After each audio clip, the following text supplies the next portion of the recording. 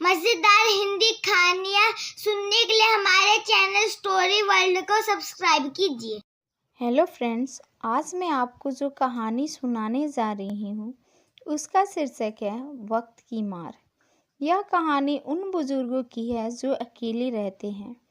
कहानी में उनकी वास्तविकता और संघर्षों को दिखाने की कोशिश की गई है। इस कहानी में उनकी दिनचर्या, समाज और परिवार से जुड़े मुद्दों का भी वर्णन है। अगर आपके भी घर कोई बुजुर्ग है तो इस कहानी को एंड तक जरूर सुनिएगा। गांव के एक छोर पर बने उस छोटे से कच्चे घर में, जहां से हर मौसम में मिट्टी की सौंधी महक आती थी, आजकल सिर्फ खामोशी और उदासी का डेरा था। इस घर में अकेले रहने वाले 70 वर्षीय बुजुर्ग रामलाल पिछले कई वर्षों से यहाँ रह रहे थे। उनके परिवार में अब कोई उनके साथ नहीं रहता था। 2 बेटे थे, दोनों पढ़ाई के बाद शहर में बस गए थे और अपनी अपनी ज़िंदगी में इतने मसरूफ़ हो गए कि अपने पिता को भूल से गए। रामलाल का शरीर बूढ़ा हो चुका था, चाल धीमी हो गई थी, पर दिल में बच्चों के लिए प्यार आज भी पहले जैसा था। हर सुबह रामलाल धीरे धीरे उठते, अपने पुरानी रसोई में चाय बनाते और घर के आंगन में बैठकर सूरज को निहारते। इस खामोशी में वो दिन भर बड़ों से लेकर बच्चों तक सबकी यादों में खो जाते। कभी बेटे के बचपन के किस्से तो कभी बहू की हंसी, सब उनकी स्मृतियों में उभरता। उनके आसपास कोई नहीं होता, पर उनकी बातें सिर्फ खुद से ही होती। रामलाल का बड़ा बेटा रवि, जो पहले गांव से पढ़ाई पूरी करके शहर गया था, उसने वहां नौकरी लगते ही शहर में अपना परिवार बसा लिया। पहले कुछ सालों तक वह गांव आता रहा, पर धीरे धीरे उसकी चिट्ठियां और फ़ोन कॉल्स भी बंद हो गए।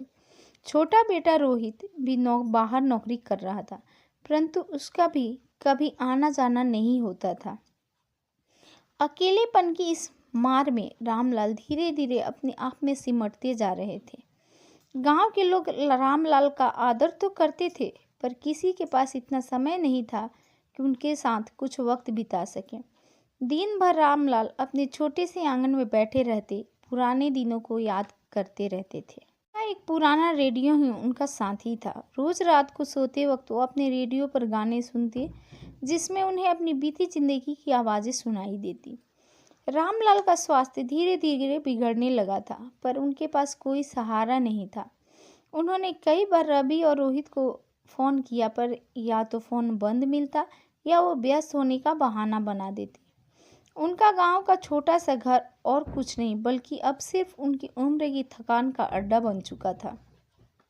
एक दिन जब गांव की बिमला चाची ने रामलाल से पूछा कि वो अकेले कब तक इस तरह जिएंगे, तो रामलाल की आंखों में आंसू आ गए।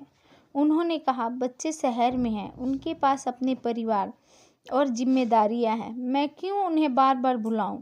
शायद यही मेरी ज़िंदगी की आखिरी मंजिल है। रामलाल ने कई बार सोचा कि वो अपने बच्चों से आखिरी बार मिलने शहर जाएं, पर खर्चा और दूरी दोनों ही बड़ी वजह थी। धीरे धीरे उन्होंने अपने आप को यह यकीन दिलाना शुरू कर दिया कि शायद उनके बच्चों का भी उन पर हक नहीं रहा।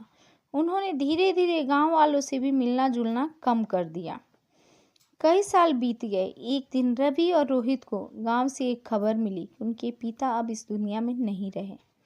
वो दोनों दौड़े भागते गांव पहुंचे, पर वहां सिर्फ एक खाली मकान और उनके पिता की यादें बची थी। ऐसे ही मजेदार हिंदी कहानियाँ सुनने के लिए हमारे चैनल स्टोरी वर्ल्ड को सब्सक्राइब कीजिए।